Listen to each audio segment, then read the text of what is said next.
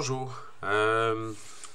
Donc, depuis le début du cours, on a vu évidemment que la cartographie thématique joue un rôle important, fondamental dans l'analyse, dans la communication de l'information spatiale. Ça permet évidemment de représenter visuellement là, des phénomènes complexes, puis surtout révéler des tendances spatiales qui sont difficiles à percevoir des fois dans des tableaux ou dans des données brutes. Mais pour qu'une carte thématique soit vraiment efficace, elle doit aussi s'appuyer sur des représentations graphiques claires, puis s'adapter à l'information en fait qu'elle recherche à transmettre. Donc les graphiques jouent un rôle complémentaire à la carte en facilitant la compréhension des variables ou des variations spatiales, puis en mettant des fois en évidence des relations entre les données. Ça permet aussi d'explorer là, des distributions statistiques, d'illustrer des comparaisons. On a vu récemment dans les dernières capsules les méthodes de discrétisation. Donc, ça permet d'illustrer des comparaisons, d'expliquer des choix méthodologiques qui, des fois, sous-entendent la construction d'une carte ou encore contribuer en fait à renforcer la lisibilité, à l'interprétation des données. Okay? Donc, la présente capsule va tenter d'explorer justement l'importance des graphiques en cartographie thématique en abordant leur usage, leurs avantages, et surtout comment les intégrer efficacement là, dans une production cartographique. Et dans la période de laboratoire de cette semaine, on va vous montrer en fait plus en détail via QGIS comment les intégrer à vos cartes. Donc, dans la cartographie thématique, là, comme on vient de mentionner, ben, les graphiques jouent un rôle important, fondamental pour synthétiser, comparer, expliquer des données complexes. Les graphiques permettent d'accompagner des cartes en mettant en évidence des tendances, des relations entre les variables, et il existe plusieurs types de graphiques classés selon leur structure et leurs usages. Donc, il y a, comme vous pouvez voir ici sur le tableau, des graphiques cartésiens, donc des graphiques qui utilisent des axes pour organiser l'information. Et les graphiques cartésiens sont adaptés aux données quantitatives. Hein? Donc là, on le voit, il existe des catégories, notamment au niveau des divisions équidistantes, donc les courbes utilisées pour représenter des données continues, et des diagrammes de comparaison à axes verticaux qui représentent des données continues et discontinues qui incluent des bases superposées, etc. Des diagrammes proportionnels, évidemment, pour représenter des évolutions, des pyramides d'âge, des dispersions de points qui permettent notamment d'analyser des corrélations entre variables. Hein. Donc, on va utiliser 2 ou 3 axes. Il y a les divisions logarithmiques, donc des courbes logarithmiques qui sont intéressantes pour représenter des séries avec des fortes différences de valeurs. Ensuite, il y a les graphiques circulaires et semi-circulaires qui sont souvent utilisés pour représenter des proportions et des comparaisons entre des catégories. Donc, au niveau des diagrammes circulaires, ben, c'est utilisé pour représenter des répartitions en pourcentage. Les cercles proportionnels qui vont évidemment permettre de montrer des volumes relatifs. Ensuite, il y a au niveau des ellipses qui peuvent être proportionnelles donc des points de tarte et ainsi de suite. Ensuite, il y a les coordonnées polaires, donc utilisées pour des représentations spécifiques comme des échelles graduées, des diagrammes radiaux, des échelles de division et ainsi de suite. Et il y a d'autres catégories. Donc, on le voit ici, il y a des graphiques rectilignes, donc triangulaires, rectangulaires, carrés, des matrices graphiques, des organigrammes, et enfin des formes variées, donc composites ou encore spatialisées.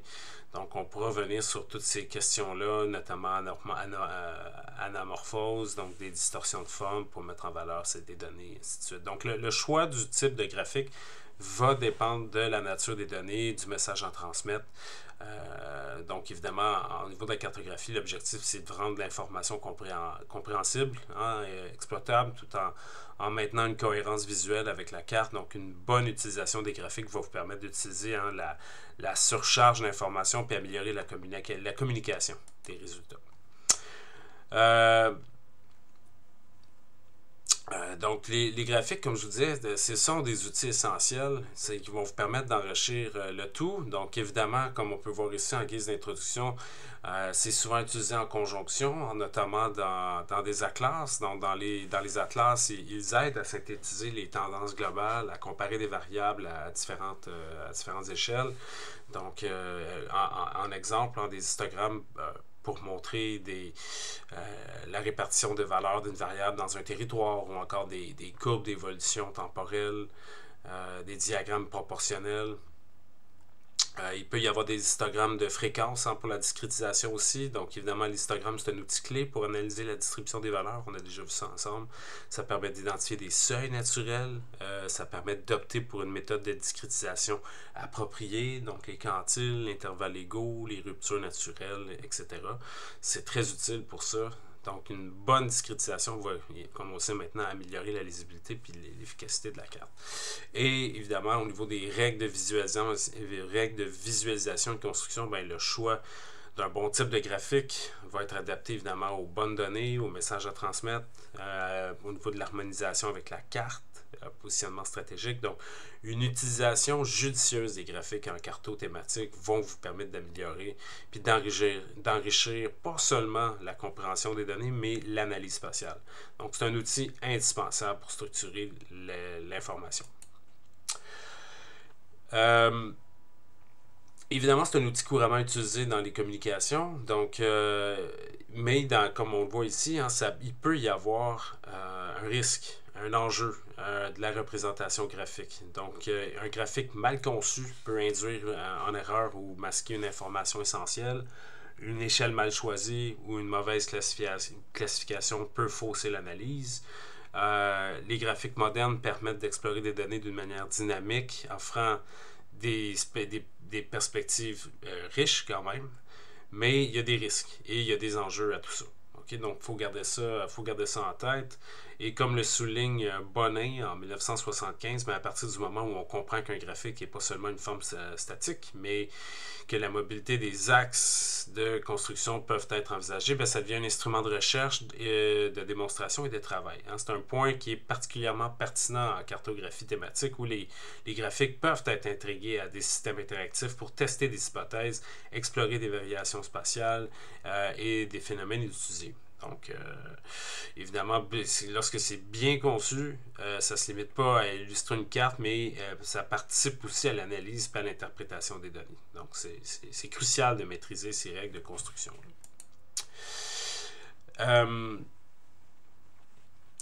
Les modèles de graphiques, évidemment, présentés, on le voit ici, là, vont égaler des exemples plus fréquemment utilisés. Donc, les modèles de graphiques présentés ici sont les plus couramment utilisés, évidemment, en cartographie. Leur mission principale va être d'attirer l'attention du lecteur. Un graphique efficace doit être synthétique, percutant, adapté.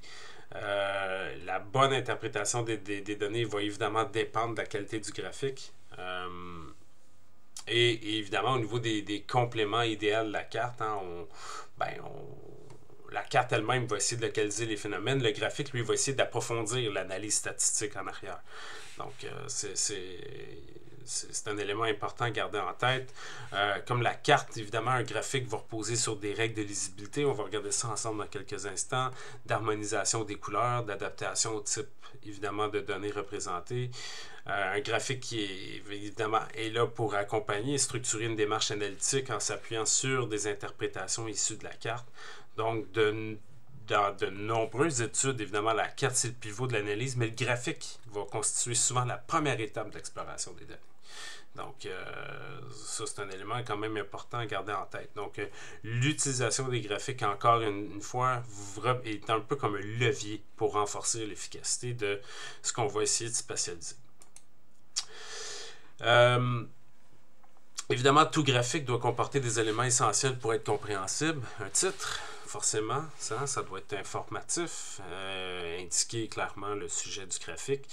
Il doit avoir une légende, donc elle précise les codes utilisés, donc la couleur, les symboles, les unités, et la source. Donc elle assure évidemment la transparence, la traçabilité des informations évidemment représentées, c'est important. En deuxième temps, la formulation du titre, bien évidemment le titre doit être rédigé après avoir pris connaissance du contenu du graphique. Il doit permettre au lecteur d'identifier immédiatement l'information principale véhiculée par le graphique.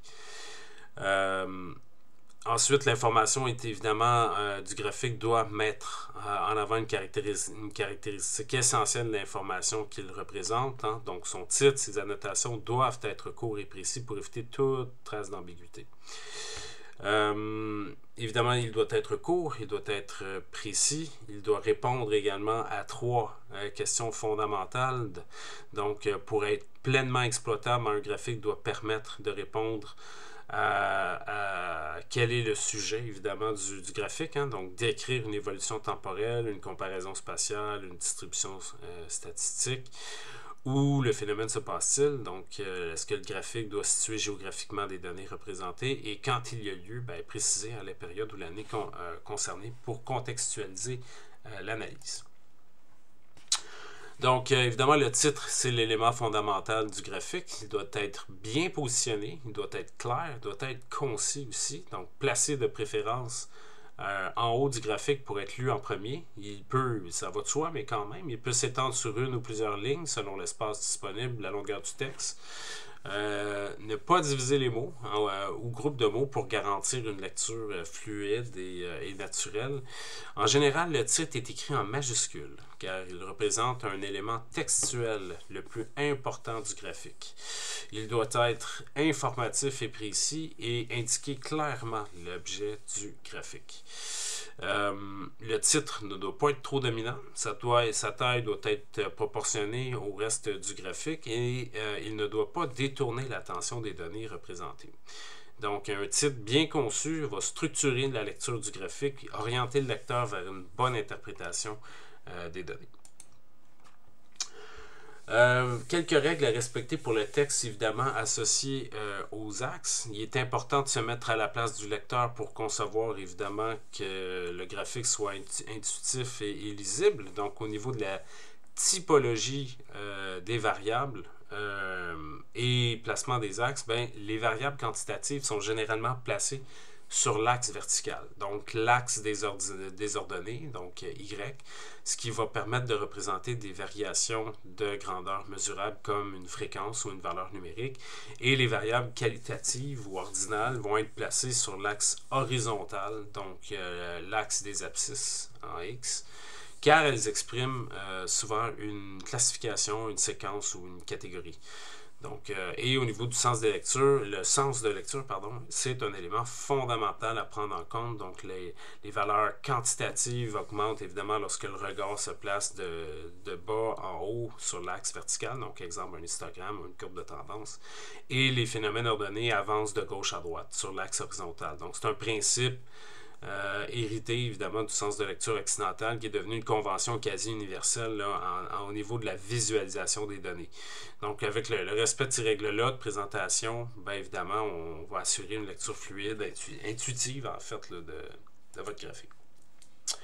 Au niveau de l'échelle de temps variable, donc l'axe de temps, évidemment, c'est un élément qui est essentiel dans la construction des graphiques temporels.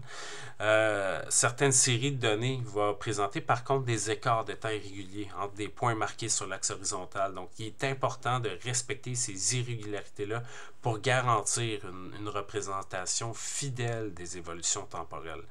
Donc, ici, vous avez des exemples. Donc, un problème des intervalles en temps inégaux. Dans certains jeux de données, les années ne sont pas espacées d'une manière régulière. Donc, on a des exemples ici, 1931, 1941, 1951, 56, ainsi de suite. Dans ce cas-là, évidemment, les distances entre les points sur l'axe horizontal doivent respecter ces écarts-là pour éviter des distorsions dans l'interprétation des tendances. Évidemment, respect des proportions temporelles. Donc, par exemple, un écart entre 1931 et 1941 qui représente 10 ans doit être 2 fois plus grand que l'écart entre 51 et 56, évidemment, qui représente un écart de 5 ans. Hein. Donc, ne pas respecter des proportions pourrait fausser la perception des évolutions puis des tendances. Au niveau de la méthode pour positionner correctement les années, bien, il existe une technique qui consiste à imaginer que toutes les années existent dans l'échelle, même si celles qui ne sont pas représentées, même celles qui ne sont pas représentées explicitement, évidemment. Donc, on divise l'axe horizontal en parties égales en fonction du plus petit intervalle de temps présent dans la série. Ensuite, on les organise, puis les années du tableau vont apparaître sur le graphique en conservant leur distance proportionnelle. Donc, le respect des échelles de temps en variable est fondamental, évidemment, pour une représentation correcte des phénomènes évolutifs. On va voir quelques exemples.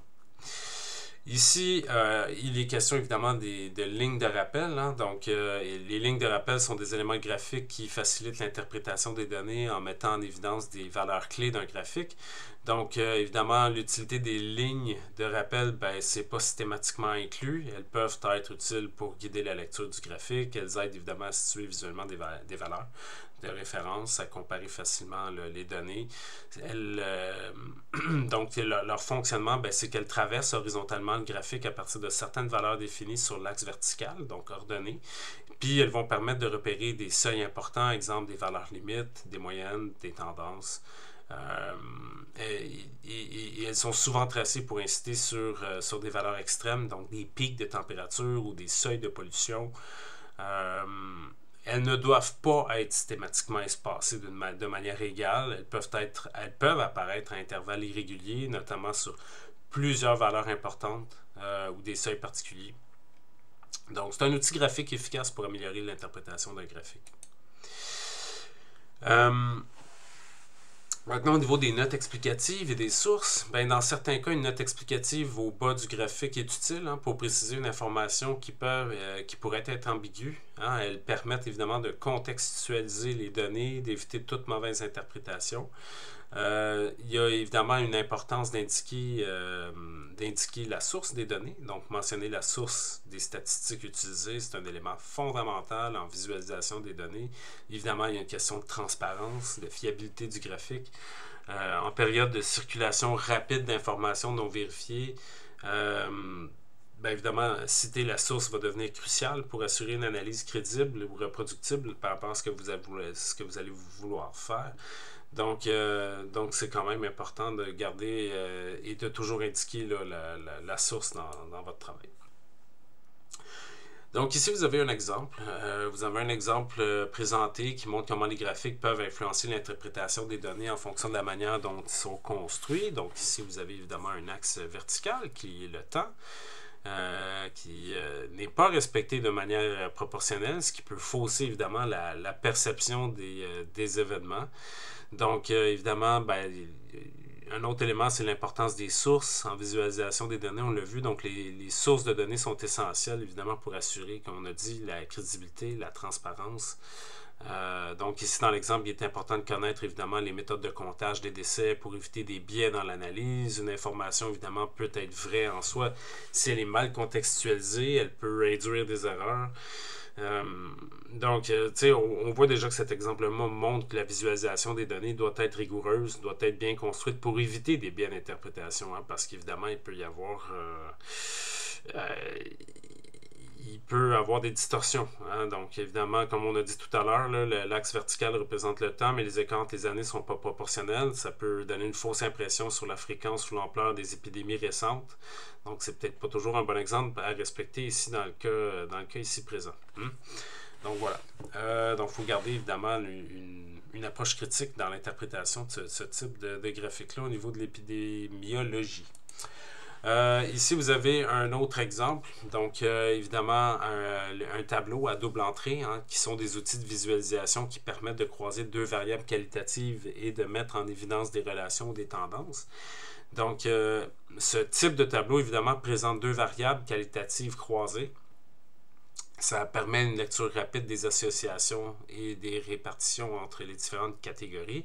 Donc, on voit ici dans l'exemple la présence ou l'absence de divers services dans des installations portuaires du Québec. Donc, c'est avantageux pour au niveau de l'analyse thématique parce qu'évidemment, ça facilite la comparaison entre les différentes catégories d'installations. Chaque, évidemment, case du tableau indique la présence remplie ou l'absence vide d'un service donné. Donc, le tableau ça permet quand même une vision synthétique et organisée là, de tout ce qui est des services portuaires disponibles par région. Donc, c'est l'avantage des tableaux à double entrée.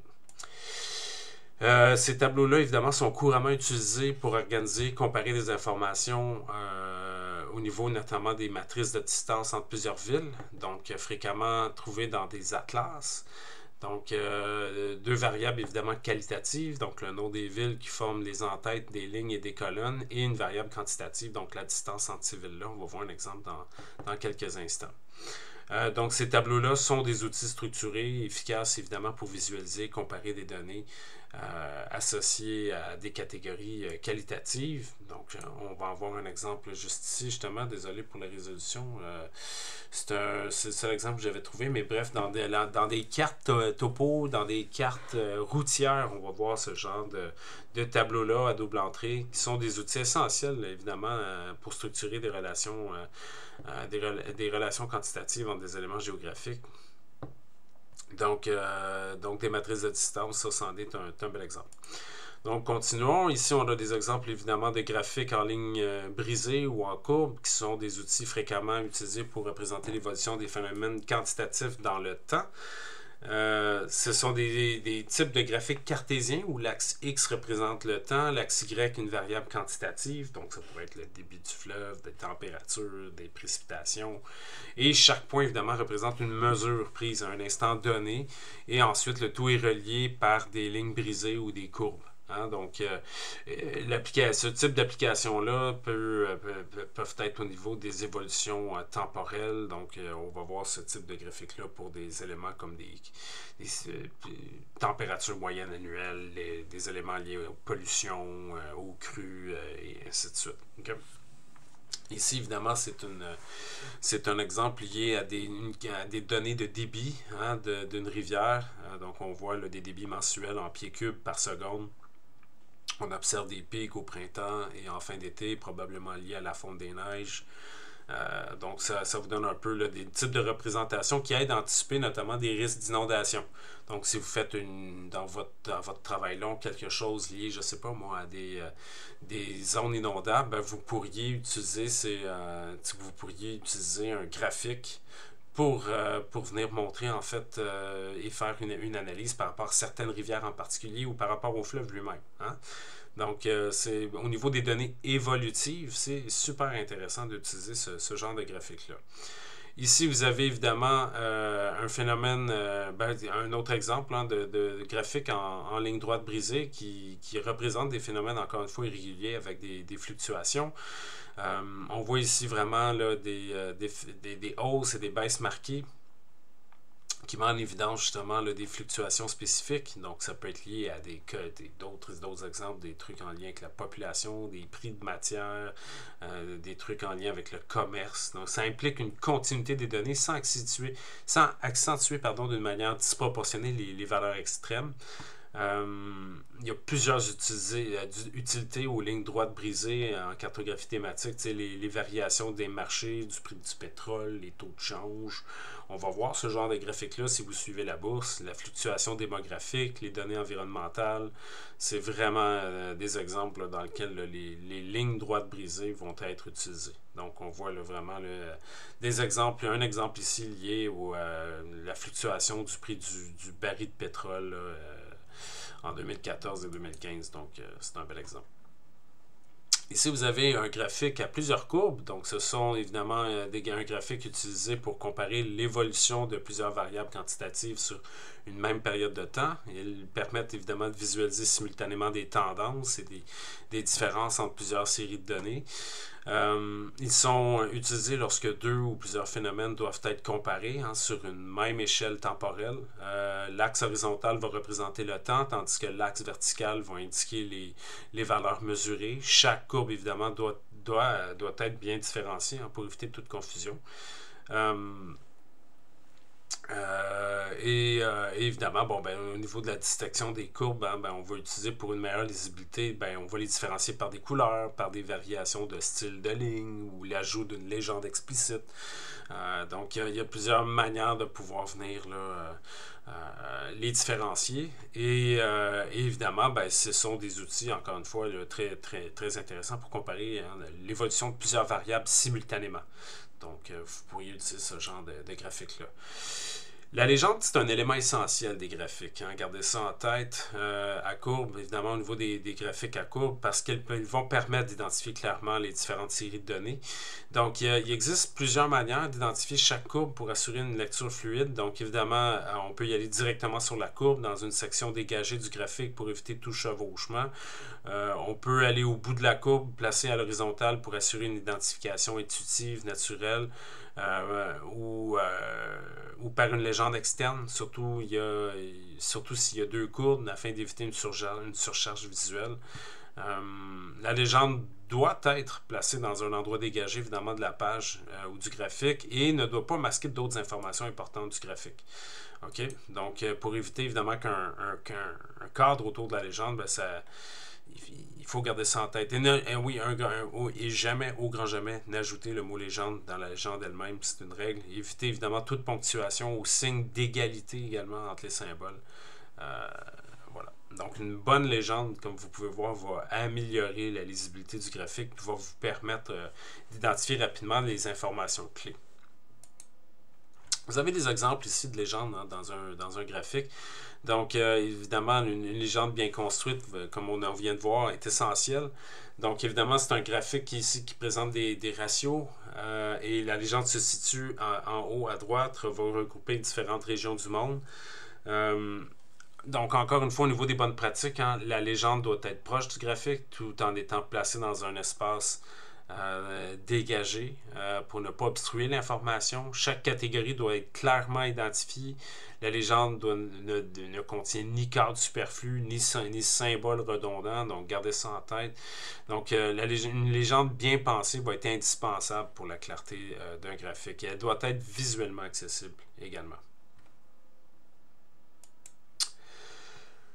Et vous avez un autre exemple ici. Donc, c'est un graphique qui, évidemment, illustre l'évolution des affiliations religieuses en Afrique subsaharienne sur une période de plus d'un siècle. Bien évidemment, on voit hein, qu'il présente ici assez efficacement des tendances claires. Certains aspects, évidemment, méritent une analyse critique pour améliorer sa visibilité, son objectivité. Mais bref, on voit un titre quand même assez percutant, mais potentiellement biaisé.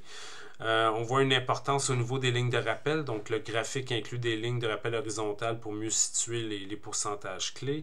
La légende est bien placée en haut du graphique, ce qui permet une identification quand même immédiate des courbes. Elle utilise aussi des couleurs distinctes pour éviter évidemment toute confusion. L'axe du temps suit une progression logique, mais certaines années ne sont pas marquées régulièrement, donc on voit déjà quelques erreurs ici. Le graphique met en évidence des pourcentages du début et de fin, ce qui est correct, donc 1900 jusqu'à 2010. Donc c'est un bon exemple de visualisation efficace des tendances, même s'il n'est pas parfait, mais ça vous montre quand même l'importance. Au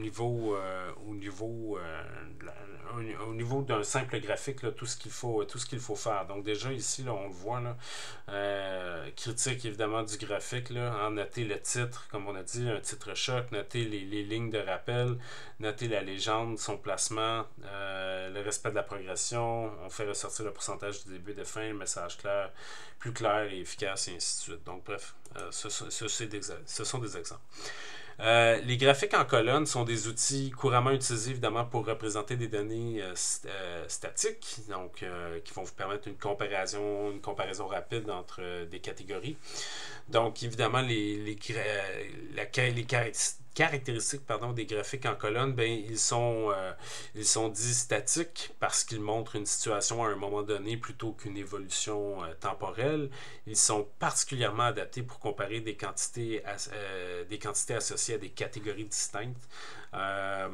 Évidemment, au niveau des conditions de réalisation, ben, l'axe des X représente une variable qualitative, l'axe des Y va représenter une variable quantitative, donc des montants, des fréquences, ainsi de suite. Ils sont recommandés Ils sont utilisés souvent pour trier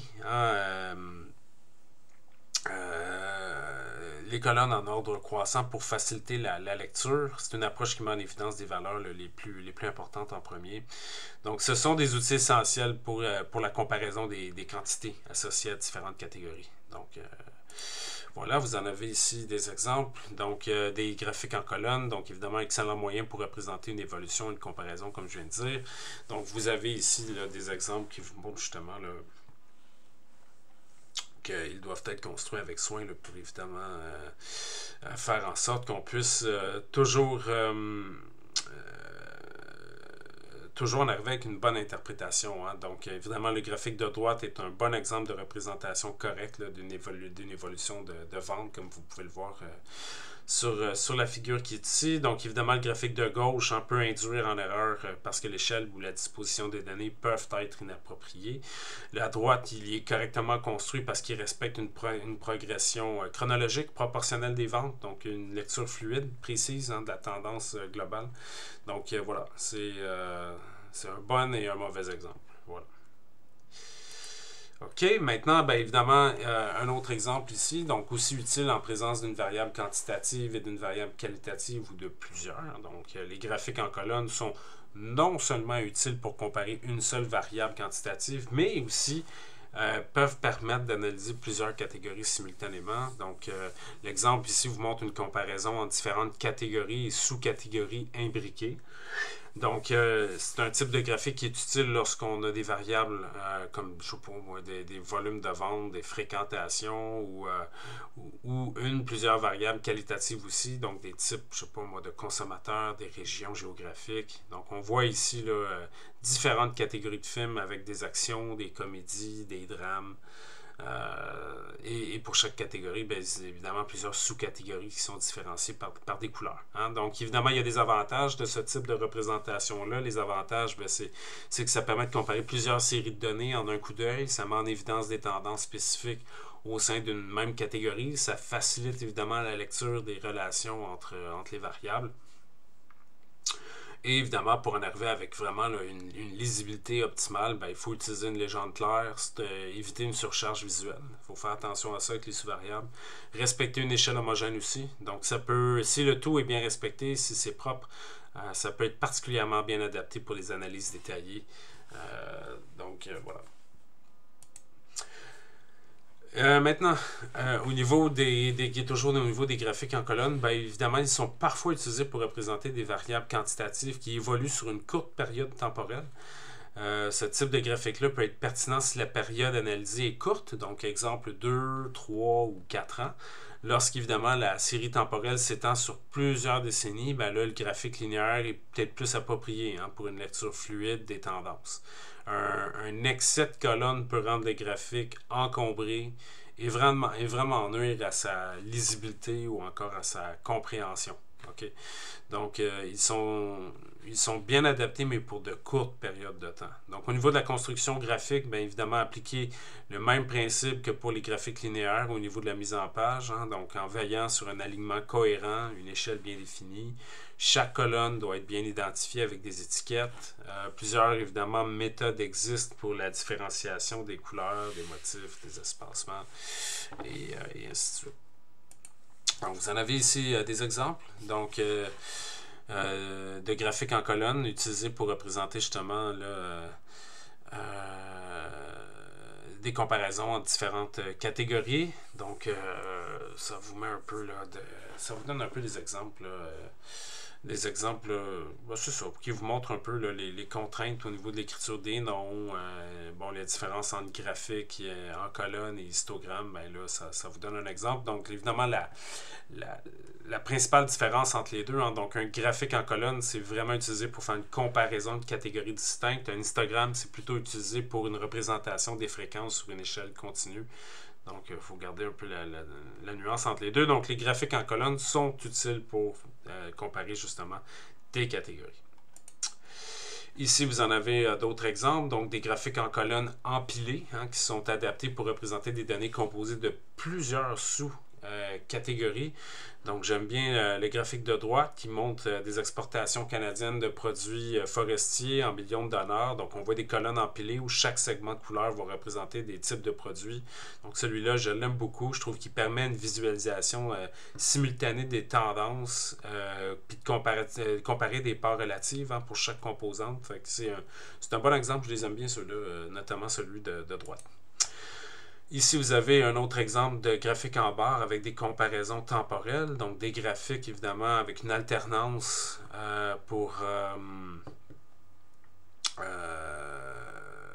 ben c'est ça, c'est un bon exemple qui vous montre évidemment des graphiques en colonne allongée, utile quand l'axe horizontal est limité, mais qu'on peut mettre l'information d'une manière verticale. Donc ici, on voit une belle comparaison temporelle. Donc ça, c'est un bon exemple. Donc on voit ici un emploi l'emploi par zone dans le total métropolitain entre 81 et 91.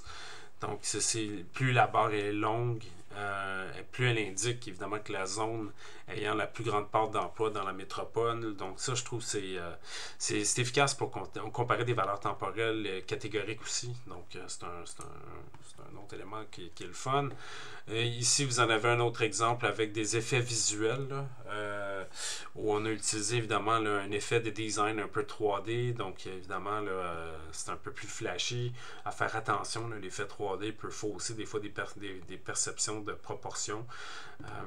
Mais c'est le genre de choses qui peut être utilisé, mais à faire attention au niveau évidemment de la lisibilité contestable ou des bonnes pratiques pour éviter des pièges. Donc les effets 3D, comme je vous disais, peuvent être des éléments qui vont biaiser un petit peu des perceptions. Donc, mais c'est le genre de choses que vous pouvez, dans les interfaces, vont vous permettre de faire comme dans QGIS, dans ArcGIS, c'est le genre de choses qu'on peut générer aussi.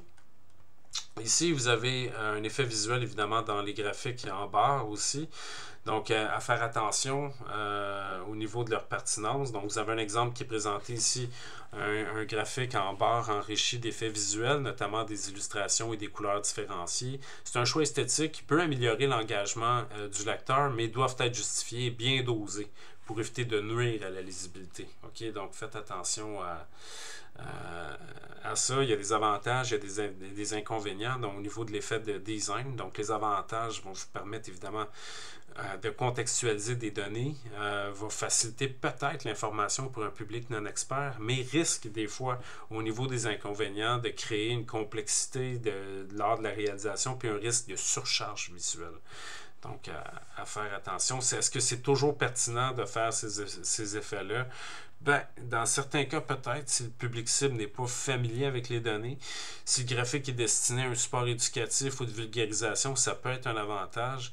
Mais pour une audience experte, un graphique plus sobre, sans éléments visuels superflus, va être plus efficace. Et puis, au niveau de la lisibilité, ben, des fois, ça doit primer plutôt que sur l'esthétisme. Donc, avec parcimonie.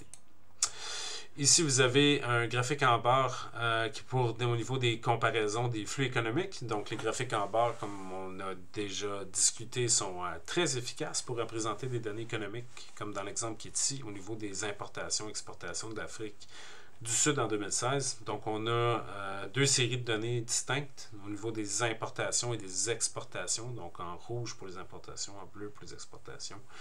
Et évidemment, ben, le point fort du graphique ici, c'est que vraiment l'utilisation des couleurs permet de bien séparer les deux variables. On pourrait toujours améliorer la chose par contre. On pourrait aligner les barres d'importation, d'exportation pour une comparaison plus immédiate. Donc c'est un élément généralement qu'on pourrait faire aussi. On pourrait utiliser un axe central pour renforcer la séparation visuelle. On pourrait éviter l'effet d'ombre aussi sur le fond qui peut nuire à la clarté ou la lisibilité des chiffres. Donc c'est un petit commentaire comme ça, mais bref, c'est des graphiques qui sont des bons exemples d'utilisation efficace pour des comparaisons économiques. Ça permet une lecture rapide aussi, intuitive. Donc ça, c'est le genre de choses qu'on peut faire également. Les points de tarte, donc ou qu'on appelle aussi plus communément, qu'on peut appeler aussi là, des graphiques en secteur, donc, ou encore des diagrammes circulaires, sont utilisés pour représenter des parts relatives d'un ensemble, généralement qui va totaliser va totaliser un élément à sa pleine mesure à 100% ou à 360 degrés.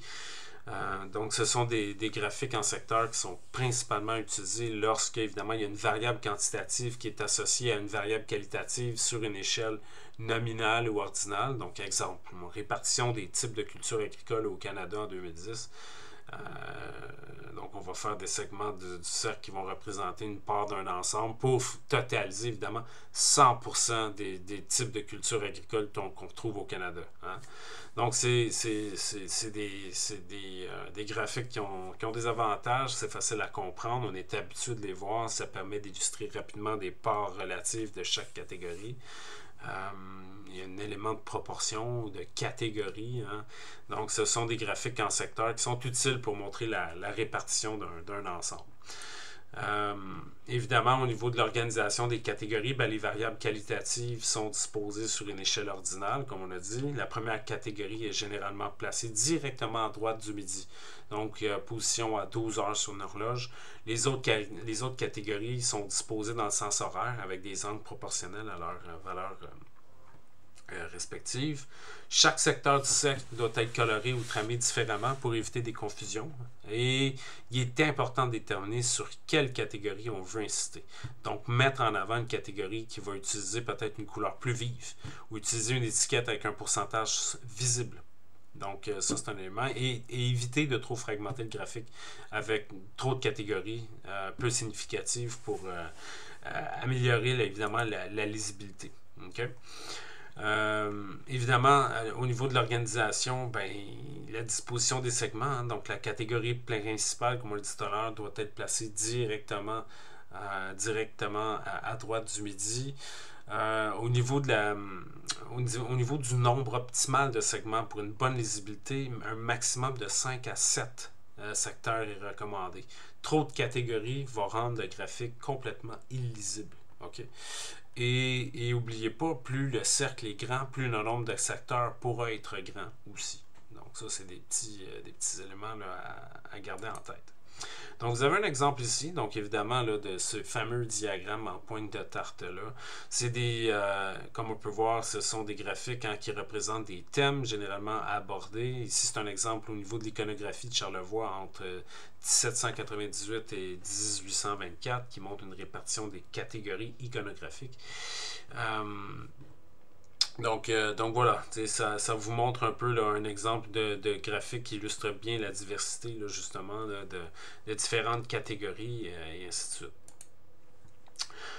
Ici, ça vous montre un graphique qui présente évidemment des cercles qui comparent l'origine et les valeurs de vente du vin au Québec. Donc, on voit ici, il y a quand même des points positifs. Hein. On voit une bonne représentation des parts relatives. La lecture est intuitive. La légende est intégrée dans le secteur. Par contre, on voit qu'il y a une difficulté à placer tous les noms. Hein. Plusieurs libellés sont compressés, sont mal positionnés. Ça nuit un peu la lisibilité.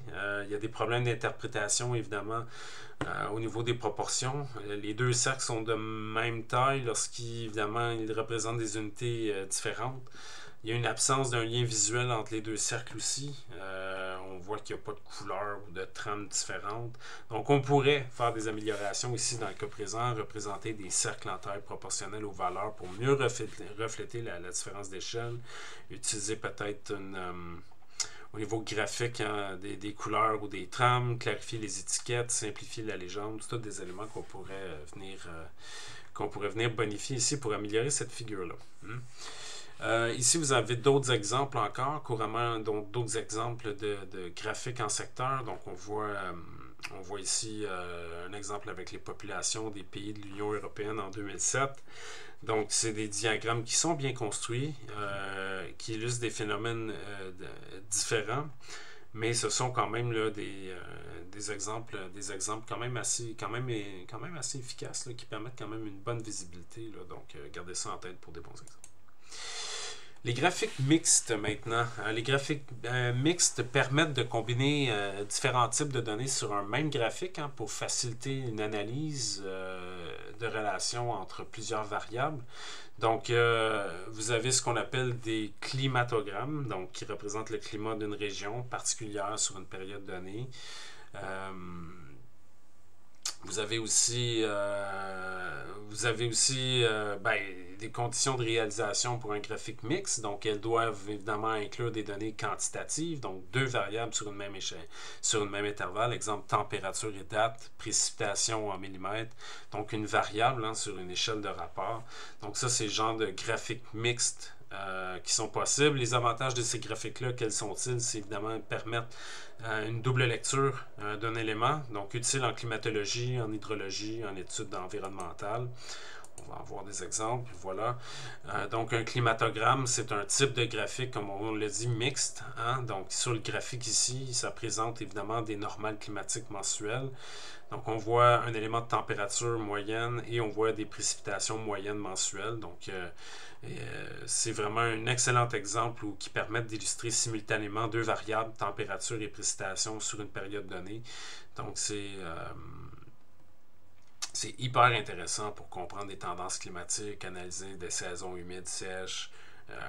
C'est utilisé en géographie, en écologie, en études environnementales.